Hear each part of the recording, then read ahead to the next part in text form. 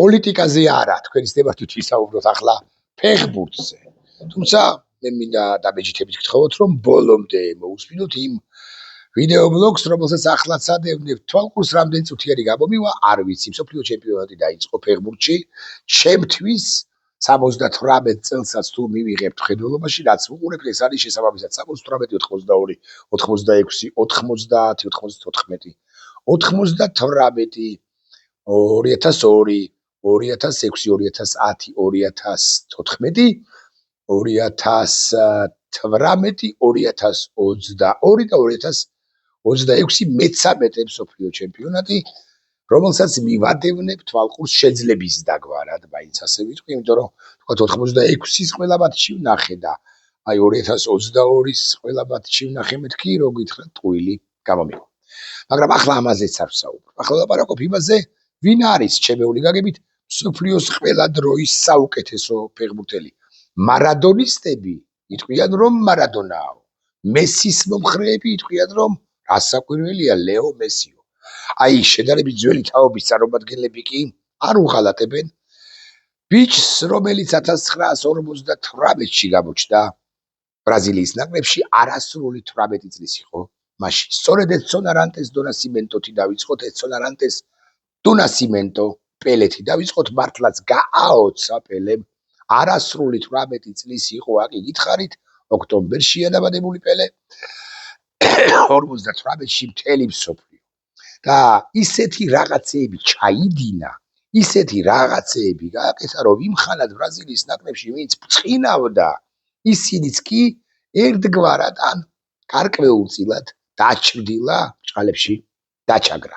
62-ში შეეძლო პელეს ამის გაკეთება, რასაკვირველია, 66-ში შეეძლო, თუმცა 66-ში იცით თქვენ, რომ ინგლისი გახდა მსოფლიო ჩემპიონი, ბობი ჩარლტონი, სხვები და სხვები, ხოლო 70-ში პელე მესამედ გახდა მსოფლიო ჩემპიონი, ანუ 58-ში, 62-ში და 70-ში გახდა ბრაზილიის ნაკრები 4 მსოფლიო ჩემპიონატში 3-ჯერ მსოფლიო ჩემპიონი და ჟიულ რიმეს თასი საბოლოოდ და საბუდაბოდ დაისაკუთრა პელემ, რომელსაც ევროპაში არ უთამაშია, იმიტომ რომ მისთვის მის გამო ბრაზილიამ შეცვალა კანონი. ბრაზილიამ როგორც სახელმწიფომ და თქვა, ბრაზილიამ ჯერ კიდე 58-ში თუ არ ვცდები, ან 59-ში, რომ არ შესაძლოა 60-ში, რომ ვერავითარ შემთხვევაში ეს ნაციონალური ბრაზილიის ეროვნული ღირსება და ბრაზილიის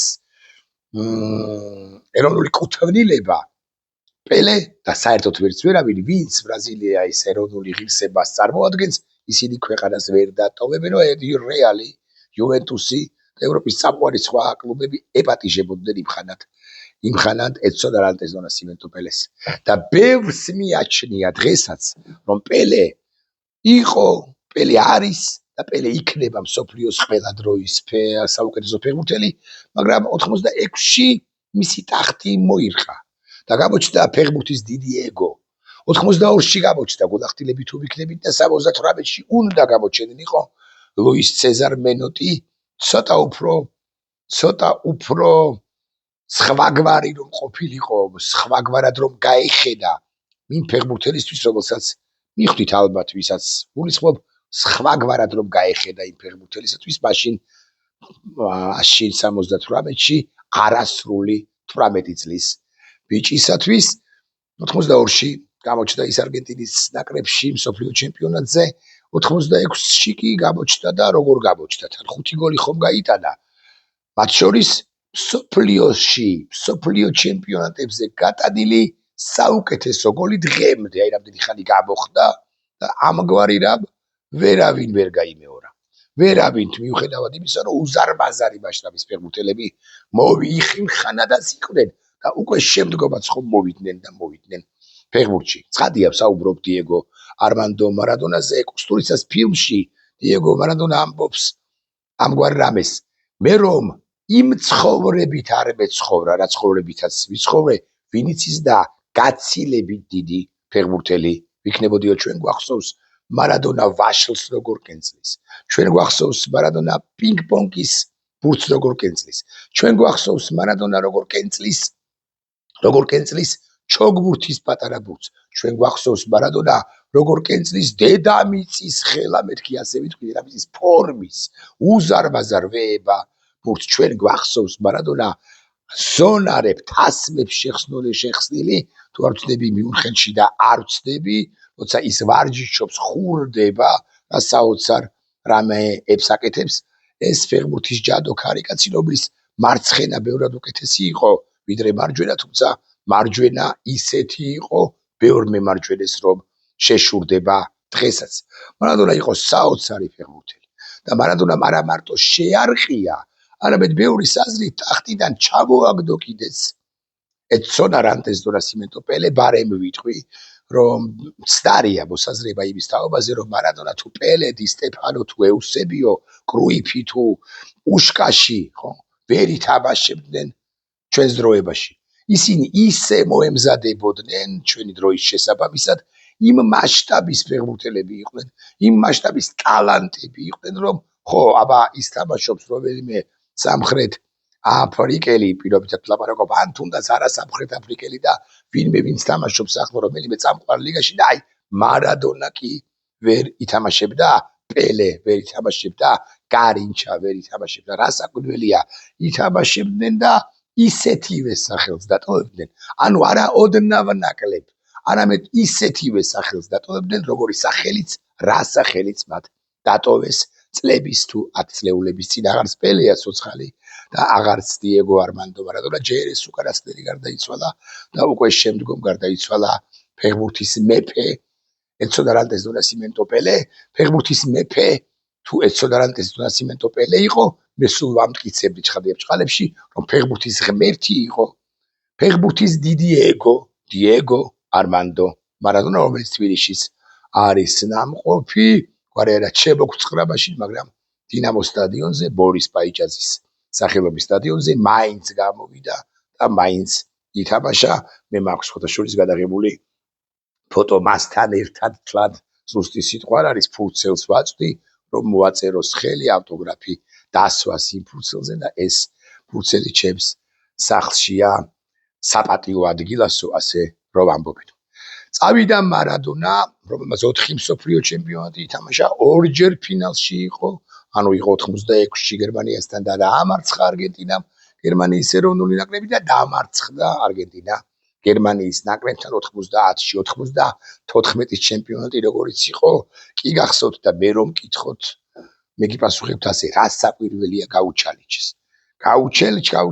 იმიტომ რომ იმ ჟამინდელი 94 წლის არგენტინის ნაკრები ვინიც ის და ყოველ შემთხვევაში მე რაც მახსოვს არგენტინის ნაკრები და არა მხოლოდ ვინიც ის და საუკეთესოც კი იყო თუმცა შესაძლოა ვცდები მარადონა დოპინგს მოიხმარდა თუ არა ამას თუ მკითხავთ მოიხმარდა მაგრამ აი სწორედაც რომ დიეგო მარადონას ჩაუტარეს ის ტესტი ეს კი მგონია გაჩალიჩებული ბარემ ვიტყვი წავიდა დიეგო 94 წლის მსოფლიო ჩემპიონატი ბოლო ჩემპიონატი იყო და პირველ სამეულში ნამდვილად არ არის ის ფეხბურთელი მსოფლიოს ყველა დროის ფეხბურთელთა შორის ვისაც ახლა დავასახელებ უკვე შემდგომ პერიოდში მოდის ფრანგი ჯადოქარი ის პლატინი რა ტიერი ანრი რომელიც უზარმაზარი მასშტაბის ფეხბურთელია ასევე პლატინი კიდევ ერთხელ ვახსენოთ რომელიც ასევე უზარმაზარი მასშტაბის ფეხბურთელია რა ფონტენი და რამით უფრო სხვა რომელიმე ფრანგი მე ზიზუზე ვსაუბრობ სინედინ ზიდანზე ჯადოქართა შორის ჯადოქარზე რომელიც ბურთს ისე ეპყრობა მარადონა არ შეშურდება რონალდინიოს მასაც ვახსენებ ცოტა ხანში არ შეშურდება პელეს არ შეშურდება რონალდო კიჭას არ შეშურდება ონაინს მაგრამ სხვა ყველას ან თითქმის ყველას ნამდვილად შეშურდება ზიდანი არის არ ვიცი როგორ ავხსნა ზიდანი არის ერთ-ერთი ბოძი ფეხბურთისა ერთ-ერთი სამაგალითო ფეხბურთელი სამაგალითო ყველა მხრივ მათ შორის გაგიკვირდება და მატერაც ის რომ ჩაარტყავს თავს ფინალში იტალიასთან ისიც ჩემი მოსაზრებით როგორ შეიძლება ძალადობა მოედანზე მათ შორის გაამართლო მაგრამ ისიც ჩემი აზრით სამაგალითო ან ასე ვიტყვი კარგი საქციელი ახალგაზრდებს მაინც და მაინც ამის გამეორებას კი არ ვურჩევ მაგრამ მაინც ზიდანისთვის მახასიათებელი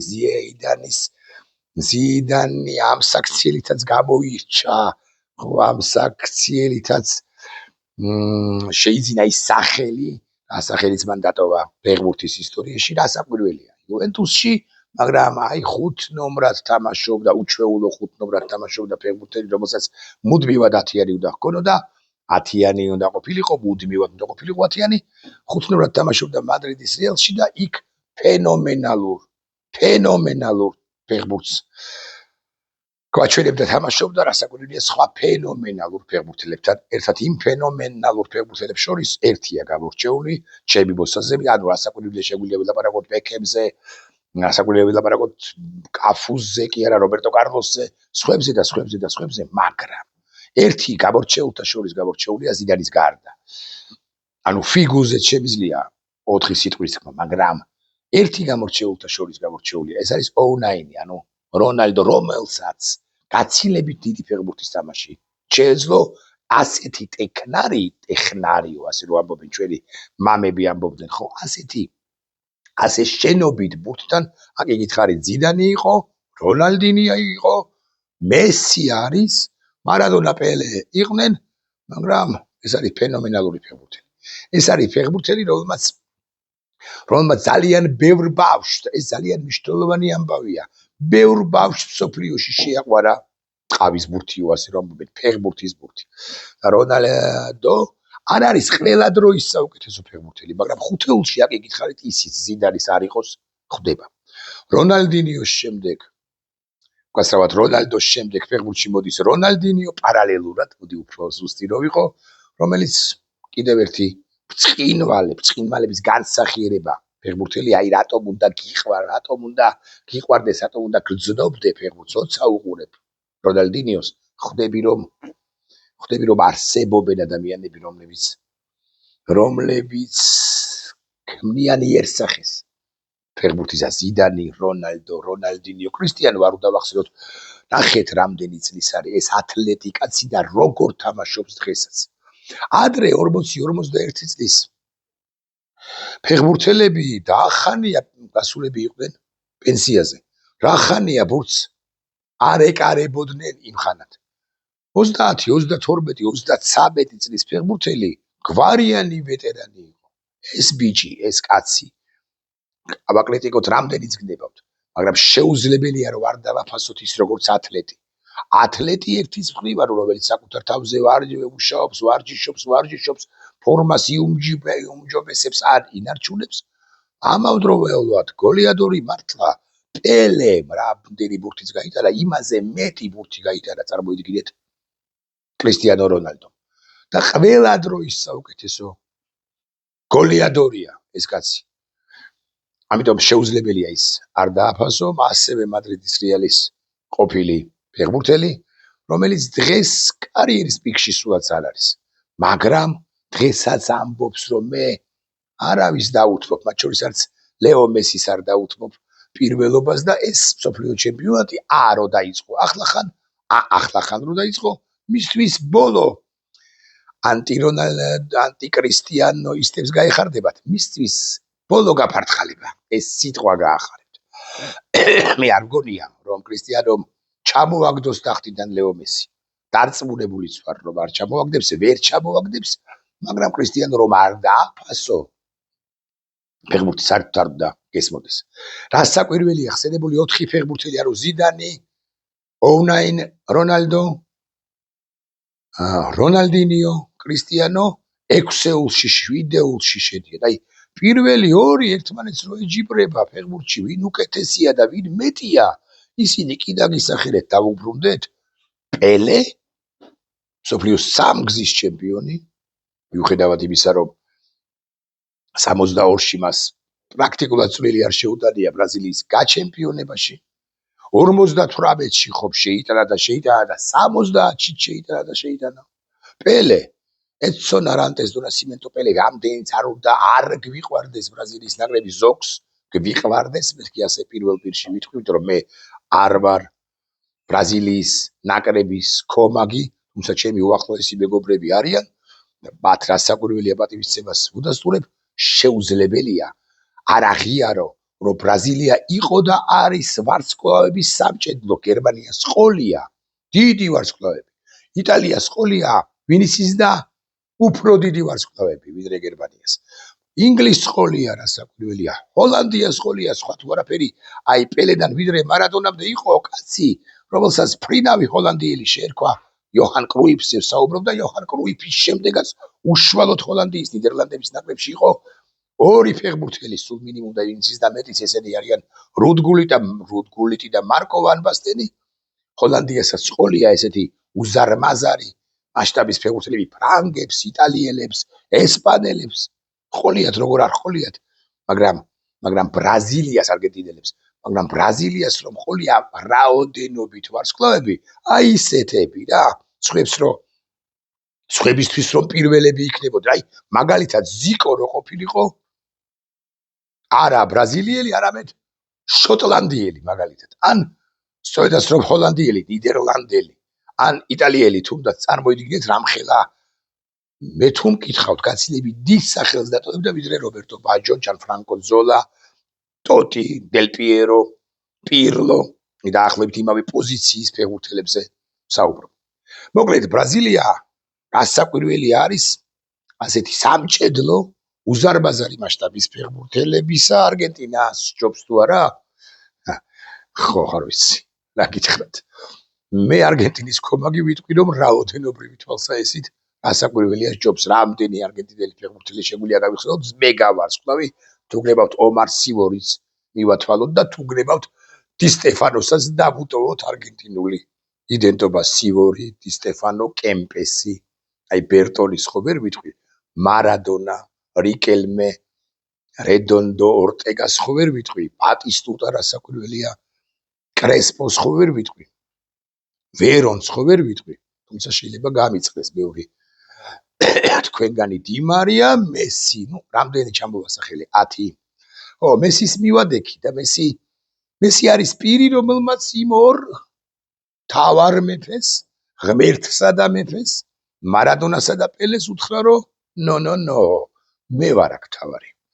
მან არა მხოლოდ მის თაობაში მეორე უზარმაზარი მასშტაბის ფეხბურთელი კრისტიანო რონალდო დაამარცხა და დაანარცხა, უკვე დააბარცხა და დაანარცხა, არამედ იმათაც შეუდია იმ ღმერთებს, პელესა და მარადონას და დღევანდელი კომაგი რასაკვირველია ამბობს, ადასტურებს, აცხადებს იმას, რომ ხალხო რა მარადონა ვუყურებთ ჩვენ YouTube-ზე ვნახულობთ მის მატჩებს, მის გოლებს, გატანილ გოლებს, რა პელე ორივეს პატივცემდგან არა, მაგრამ შეხედეთ რეებსაც ჩადის ეს ჩია კაცი, ეს პატარა კაცი, ეს კაცი არგენტინიდან, რომელიც ბარსელონაში თამაშობდა და ბარსელონაში ქმნიდა თუ ქმნიდა რამეს იოლის თქმელია.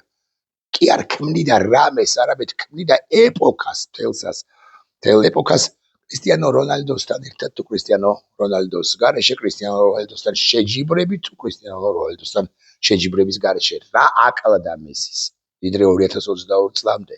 რატომ იყო ის ნაკლები ვიდრე მისივე თანამემამულე უზარმაზარი მასშტაბის ფეხბურთელი? მე მარადონისტი ვარ, არ დაგავიწყდეთ, დიეგო არმანდო მარადონა. ლიდერობა აკლდა, გავიგეთ. ბევრი რამ აკლდა, გავიგეთ. გოლების რაოდენობით მარადონას და ბევრ მარადონას, არა მარადონა კი ერთია, მაგრამ ბევრ აი ფეხბურთელს, რომელსაც 300-დან 400 გოლამდე აქვს გატანილი, სჭაბნიდა. გასაკვირველი, ეგრე ლევანდოვსკის გაცილებით მეტი გოლი აქვს გატანილი ვიდრე მარადონას, მაგრამ ლევანდოვსკი მეტი ფეხბურთელი კი არ არის ვიდრე დიეგო არმანდო მარადონა. ხო და რა აკლდა და ლიდერობა აკლდაო ბევრი თქვენგანი მეტყვის, მაგრამ მე მგონი მაინც ზეაწეული მსოფლიო თასი აკლდა. და 22 წელს ამ პატარა ბიჭმა, თუმცა რაღა პატარა, ის თასიც ასწია. და ლეო მესიც მსოფლიო ჩემპიონია. ახლა უკვე პრაქტიკულად არგუმენტი აღარ დაგვრჩა ჩვენ მარადონისტებს, რომ ვუთხრათ მესის მომხრეებს, რომ იცით რა, თქვენი პატარა ბიჭი მსოფლიო ჩემპიონი არც არის, აქედან გამომდინარე, ნუ შეგვეჯიბრებით. ეს არგუმენტი გქონდა. და ეს არგუმენტი იყო ესეთი ძლიერი, მძლავრი არგუმენტი. მოგვიტრიალდებიან, ბალღები და გვეულებიან, მსოფლიო ჩემპიონიც არის და ჩემპიონატის ფინალში 2022 წელს რამდენი გოლი გაიტანა, გახსოვთ? პენალი ხო გაიტანა, მერე დამატებითში ხომ გაიტანა და მერე კიდევ გაიტანა 11 მეტრიანი უკვე 11 მეტრიანების შესრულებისას არა მბაპემ ეგრე საერთოდ 4 გოლი გაიტანა, მაგრამ მბაპე ხო სათვალავში არც არის ჩასაგდები. ვით ფრანკ ფეხბურთელებს შორისაც კი არ არის ჩასაგდები, ხსენებული პლატინი, ხსენებული ტიერი ანრი, ჩემი აზრით ბენზემაც და მით უფრო ზინედინ ზიდანი ბარე 7-დან 9 მბაპეს შეხრავს და შეჭამს ერთად. მბაპეზე აქედან გამომდინარე არც ვილაპარაკოთ, სულ 14 გოლი გაიტანოს, ახლა რომ დაიწყო იმ მსოფლიო ჩემპიონატს. ხო და ლეო მესი არის ფეხბურთის მეფე, არა ფეხბურთის მეფე ედსონ არანტეს და ნასიმენტო პელეა. ლეო მესი არის ფეხბურთის ღმერთი, არა ფეხბურთის ღმერთი დიეგო არმანდო მარადონა. მაშ რა უნდა დავარქვათ? რა უნდა ვუწოდოთ ამ ჯერაც მოქმედ ფეხბურთელს, რომლისთვისაც ბოლო მსოფლიო ჩემპიონატი იქნება ეს კრისტიანო რონალდოსი არ იყოს? რა უნდა ვუწოდოთ? როგორ უნდა შევამკოთ ის? მე სიმართლე გითხრათ არ ვიცი.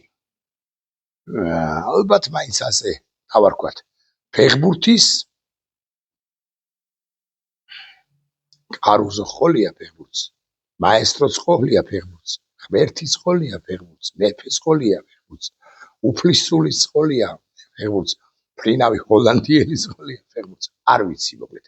ფეხბურთის მესია ლეო მესი. აი ამ ესე ამოიწურა ჩემი დღევანდელი უჩვეულო ვიდეო ბლოგი.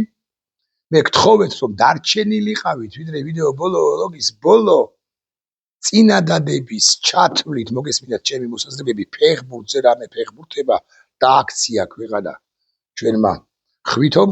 ბოლო წინადადება კი ამგვარია, ასე ვერ გაგრძელდება ქვეყნის მართვა. სისტემური გადატვირთვა სჭირდება ჩვენს ქვეყანას და სისტემური გადატვირთვისთვის გარდაულად აუცილებელია რომ ქართულმა იგივ რუსულმა ოცნებამ ხელისუფლება ძალაუფლება დათმოს.